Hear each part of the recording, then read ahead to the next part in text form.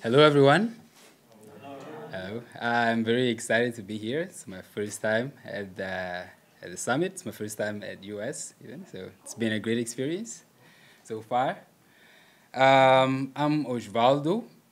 I'm a co-organizer for GDG Maputo, and today I'm going to share with you some of my experience with building partnerships that last. So I'm from Mozambique. I feel like it would have been a lot easier for you if I just said I'm from Africa. But yeah, Mozambique is the capital city. Maputo is the capital city for Mozambique, a country located in southern Africa with lots of beautiful nature, friendly people, and if you visit us and you're lucky enough, you might get to take a selfie with Simba. You can thank me later. So as I've mentioned earlier, our conversation is going to be around partnerships.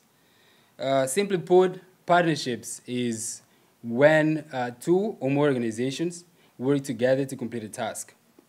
And in this presentation, I'm going to share some of the reasons why I think we as GDGs should be aiming at creating more partnerships. I'll share some tips for creating and maintaining those partnerships. And in the end, I'm going to share some of the lessons we have learned, especially the mistakes, followed by a small discussion in which I hope that other leads can also join and share their experiences, since I see people from many different places here. So if you ask me why I think we should be creating partnerships with other organizations, my simplest answer would be the fact that it makes our lives as organizers a lot easier. If you have partnerships with other organizations, it can be a guarantee of extended support, which means that you no longer rely only on support provided by Google. And as a consequence, if you have access to more resources, then it might be easier for you to have better events. Also, I believe that one of our goals as GDGs is to help strengthening our local developer ecosystems. And I think that if we want to develop our local communities, we also need to get local organizations involved and not just Google, which is a global organizations. Also because in the end, local organizations are probably the ones that are going to be benefited from us being better professionals. So they should also help shaping our local ecosystems. The third reason is quite funny because I think it's a recursive reason. Since if you have a strong, a big track record of working with organizations, it's going to get, if one potential partner sees that you have worked with other partners, it's probably more easier for them to partner with you. So it's like the more partners you have, the easier it becomes to get more partners. So that's why it's recursive. Now,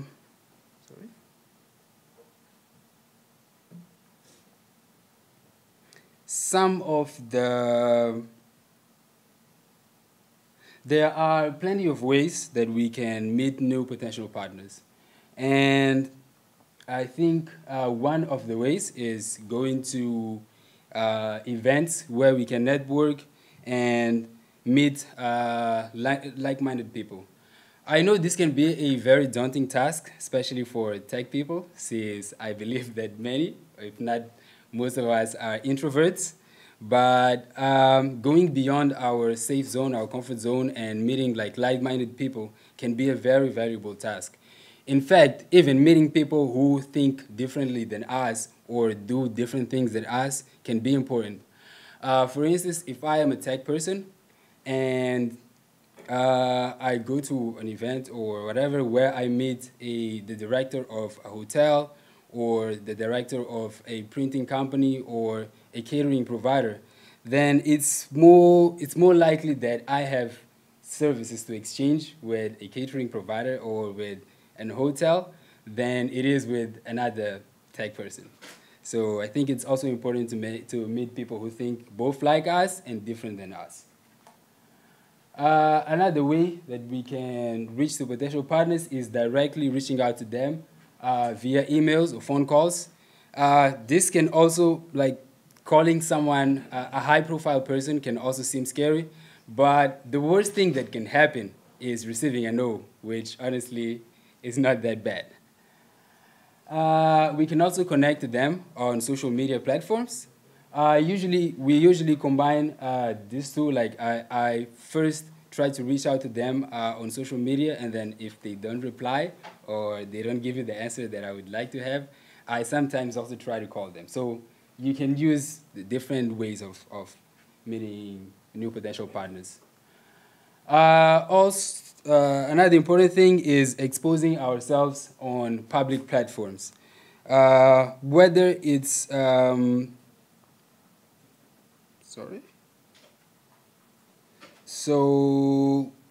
it's on digital, more modern platforms such as social media and blog posts, or more old ways such as newspapers and TVs, it is important for us to make our work public, because in this case, instead of us going after potential partners, it can happen the other way around, where potential partners can notice your work and actually reach out to you. So, and that is, I think, very cool as well. And one other thing that I think we should do is associating with other communities or developer groups and not being isolated as GDGs.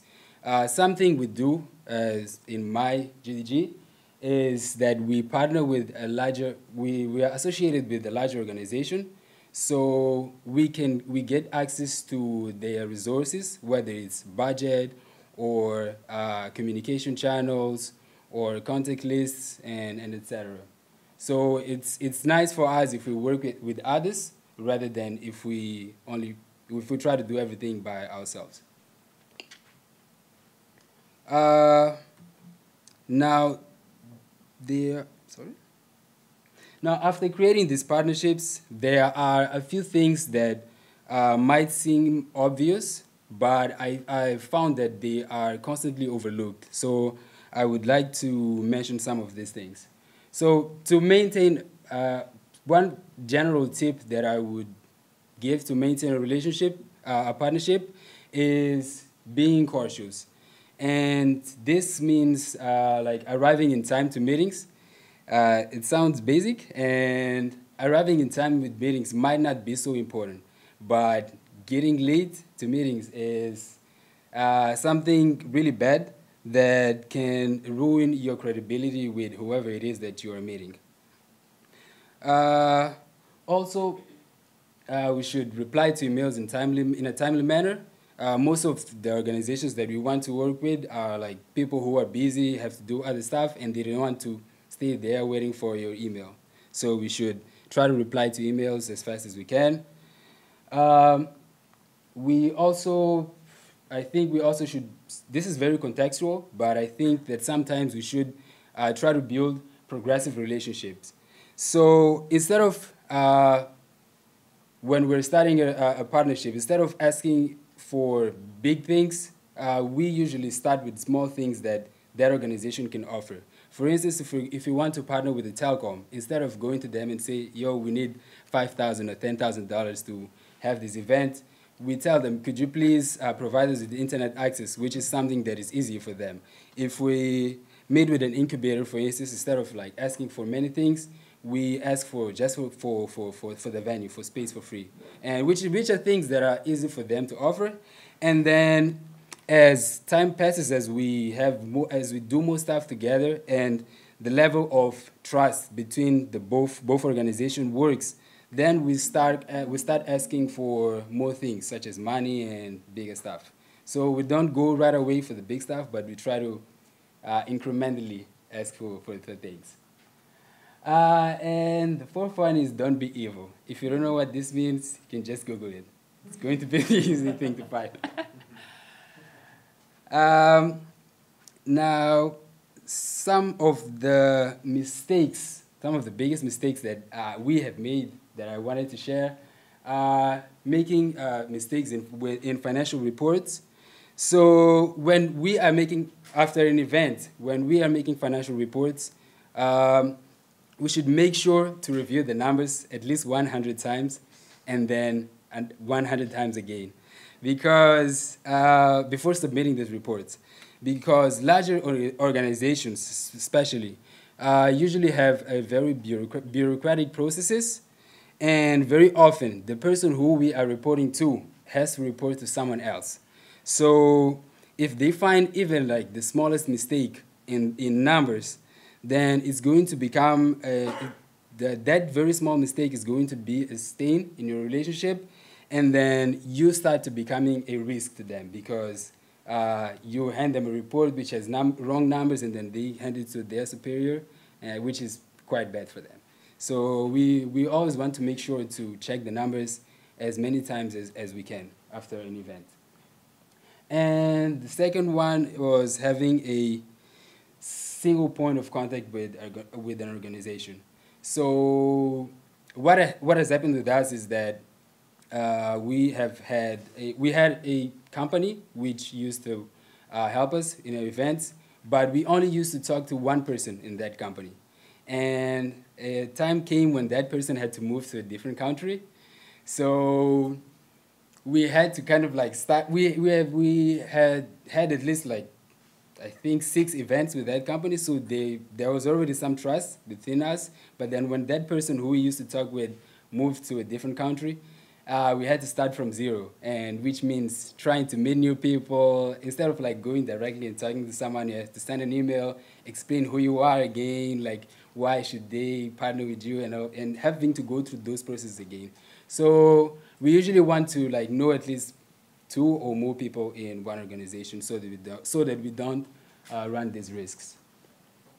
And as a final note, I would like to quote myself and say that our community members are actually our most valuable partners. Instead of trying to do everything by ourselves, we should team up with our community members. They can always help us with something. They can help us with chairs, with venue, with sound, with DJ, or building a website.